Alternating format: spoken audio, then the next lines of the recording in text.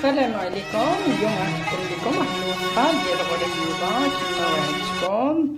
وفضل داك الفيديو اللي لحتوه في اليوتيوب، اشتركوا عندي بزاف ديال الاخوات والاخوان وطلبوا مني باش نحط الوصفه، وانا عند الكلمه. انا غنزلها لكم من ا حتى زد، من المقادير عجينه الطياب ديالها حتى الاخير. ونتمنى تشتركوا عندي في القناه، دعموني ولايك وشكرا لكم بزاف الاخوات والاخوان اللي اشتركوا عندي.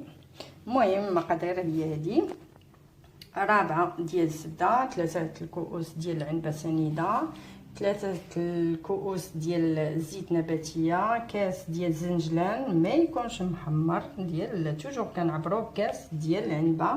هنا اللوز حسب اختيار ديالكم، الا بغيتو هاني يجي مزيان ديروا فيها اللوز، ما بغيتوش ما ديروش، على حسب الموجود ديال كل واحد. هنا معلقه ديال صغيره ديال السمن هايل، هنا مليحه هانتوما كتشوفوا، هنا ان ساشي ديال فاني، عندنا النافع البستاني، هنا المنسمات ديال اللي كنديروا في الغريبه، هي السر ديالها اللي كتعطيها واحد النسمه غزاله وتا لا تكلت ما كتضرش مع داك الزيت والزبده اللي كيكون فيها. هنا 3 الخمارات من فئه 8 غرام، 2 معالق ديال مايزينا، بغيتو ديروها ما بغيتوش ديروها، حيت انا مجرباها شحال من مره، يعني ما كاينش مشكل بها ولا بلاش، ما كيطرا حتى شي تغيير فيها. هنا عندنا كيلو ديال الفورص منخول ومعبور، يعني حتى نشوفوا على حسب الفورص، الا احتاجينا نزيدو، ما احتاجيناش ما نضيفوش، لانه كاين الفورص اللي كيشرب وكاين اللي كيجيك القياس هو هذاك. بالنسبه للمنسمات، عندنا القريفه، سكينجبير شي شويه، قعقله مطحونه، القرنفل، شويه سبسبيسه ونويوره. اللي بغى يدير ديك الكوزه الاخرى يديرها، ولكن انا ما كنديرهاش، والمليحه. هادشي اللي كاين. وكنكثروا شويه القرفه بالزيت، لانه هذيك المنسمات هي اللي كتعطي للغريبه واحد المذاق زوين، ما كتبقايش تحسوا باللوغو ديال الزبده ولا الزيت، وصحيين حتى لا كلتوها ما كضرش. دابا كنديروا الزبده،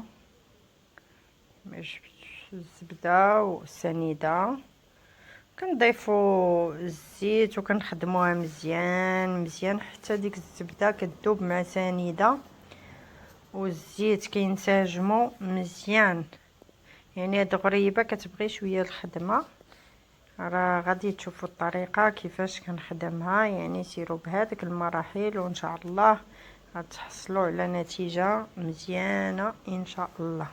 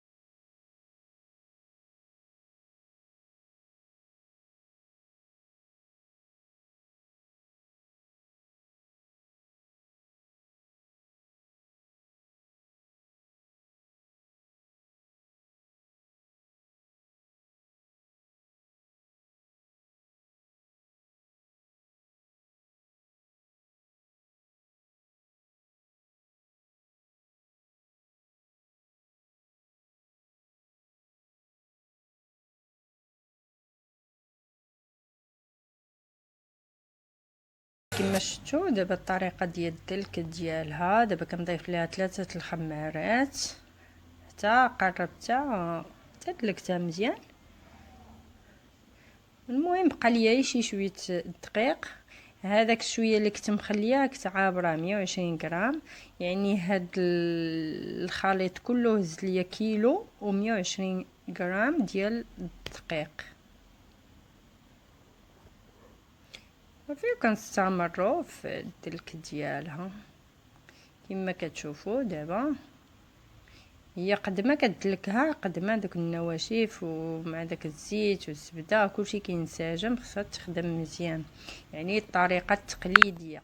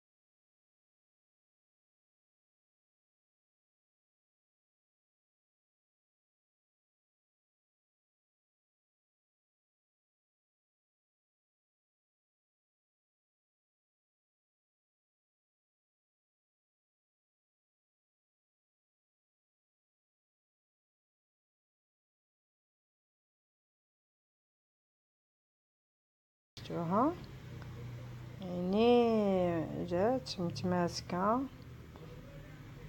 ما كتفرتات ما والو، مدلوكه مزيان. هانتوما دابا العجين شفتوها كي دايره، يعني خدومه مزيان. ها حنا غادي انا نكورها باش كنجرب نشوف واش عطيني الطوع. ايوا هي ديك تبارك الله مزيان. ها نتوما شفتوا ما فيها لا شقه لا خويات من الداخل لا والو، مزيان. كيف شفتوا معايا انا كورت هنا واحد 3، يعني القياس اللي بغيت انا هو هذا. انا غنعبروا لكم يعني فيه 35، انا بغيت قياس 35 غرام.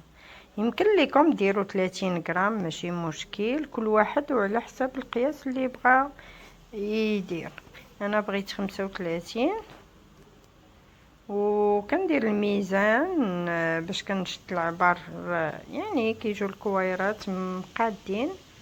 ميت المرات الواحد ملي كيشد القياس في يدو راه بلا ميزان عينو. انا كنكور فيها تنسالي الخليط ديالي كله. شو الطريقه كيفاش كنكور، يعني كندير يد على يد وكنكور هكذايا بحال كندورها باش كتكركب مزيان وما تبقاش ديك الخويه الوسط وما يكونش الشق في الجناب.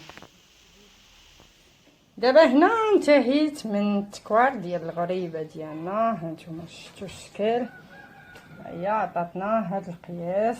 هانتوما كنخلو ليسباس ما بين كل وحده لانه ملي كتبدا طيب كتفكع وكتوسع. دابا هنايا في هاد الطاوه عطاتنا 55 حبه، وهنايا 20 طوطال كلشي 75 حبه.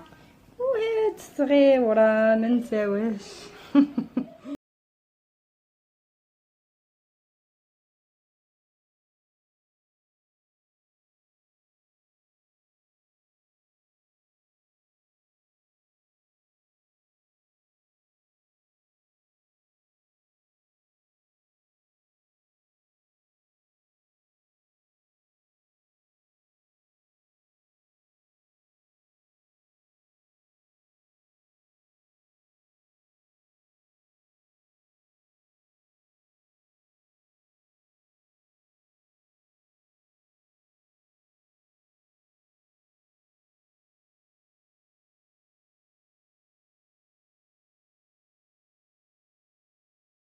واخيرا الشكل النهائي ديال البهله ديالنا. ها هي ما خبيت عليكم والو، عجنتها قدامكم. داكشي اللي فيها هو هذا.